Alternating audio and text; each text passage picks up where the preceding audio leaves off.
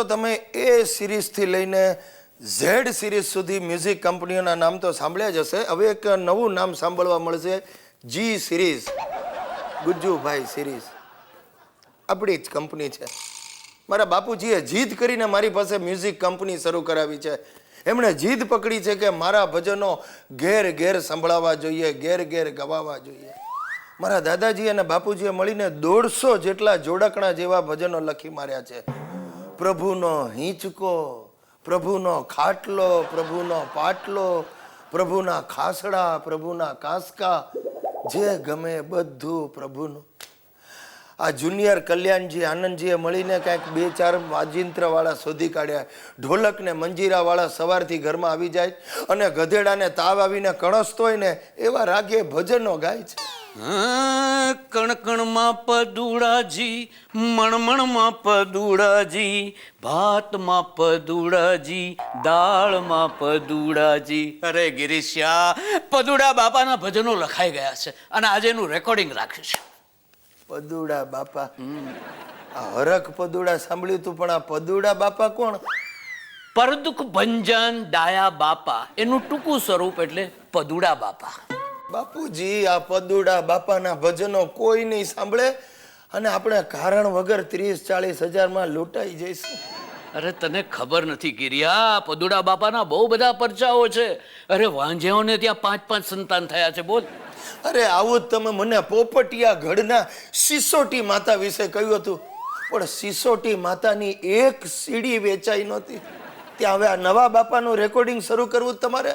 બાપુજી રેવા દો, આમાં આપણા ઘર-બાર વેચાઈ જશે. ચૂપ રે ઔરંગઝેબ. સાલી ખાખરાની ખિસકોલી સંગીતમાં શું સમજે? હું ખાખરાની ખિસકોલી તો તમે કોણ છો? સંગીતના મગરમચ્છ. અરે 2 વાર મને 35,000ના ખાડામાં ઉતરાયો, હજી તમે ધરાયા નથી. ચૂપ રે, મેં તો વિચાર્યું છે કે આ પદુડા બાપાના ભજનની DVD પણ બહાર પાડું.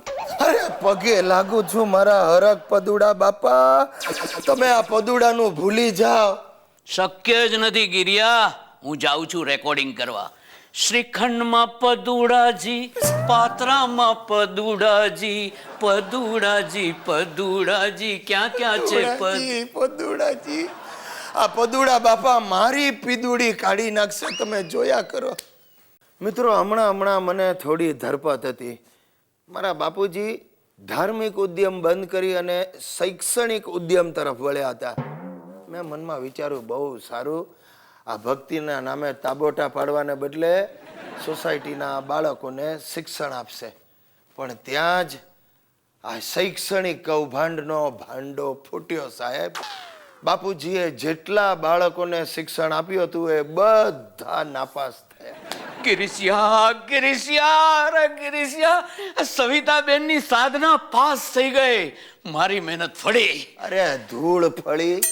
આ સવિતાબેનની સાધના આટલા વર્ષોથી ફર્સ્ટ ક્લાસ પાસ થતી હતી, આ તમારે કારણે માંડ 38% પાસ થઈ. પણ હું તો એને ભણાવતો હતો. તમે ભણાવતા હતા, તમે પોતે 6ઠી ચોપડી ફેલ છો અને 10મીના વિદ્યાર્થીઓને ભણાવો તો આ જ પરિણામ આવે ને. બંધ કરો બાપુજી, આ ભણાવવાનું બંધ કરો. જો ગિરીશિયા, આપણે હંમેશા છે ને ગોલ ઊંચો રાખવો, પરિણામ તો ઉપરવાળાના હાથમાં છે. અરે પણ તમારા ગોલને કારણે લોકો મને ધોલ ચોપડી દેવાના છે. આજે આખી સોસાયટી આપણા ઘરે ઘેરો ગાલવાની છે અને નક્કી કર્યું છે કે જ્યાં સુધી તમે છોકરાઓને ભણાવવાનું બંધ નહીં કરો, અહીંયાથી જશે નહીં. મારી શૈક્ષણિક સેવાનો આ બદલો? શૈક્ષણિક સેવા નહીં, અને શૈક્ષણિક બળાત્કાર કહેવાય.